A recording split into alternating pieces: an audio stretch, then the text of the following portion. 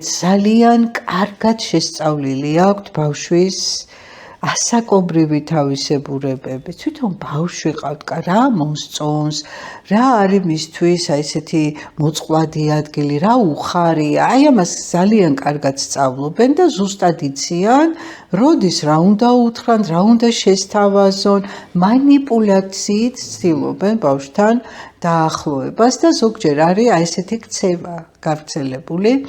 მშობლის თანდასწრებით ხშირად ის ბავშვს ეფერება არასექსუალურად, აი ისე როგორც შეიძლება რომ ბავშვს მოეფერო, ამით ორ კურდღელს იჭერს. ერთი რომ ბავშვთან შედის ნდობაში და მეორე რომ მშობელსაც უსაქვთ და თანდათან რაღაცა ეტაპის შემდეგ უკვე ახერხებს ბავშვთან დაახლოებას. ბავშვისთვის არ არის უცხო ადამიანი, შეიძლება ბავშვი მიენდოს და მერე უკვე იწყება ძალიან ესე ვთქვათ მძიმე გამოცდილება ბავშვისთვის, რომელიც აბსოლუტურად არათავსებადია მის ასაკთან.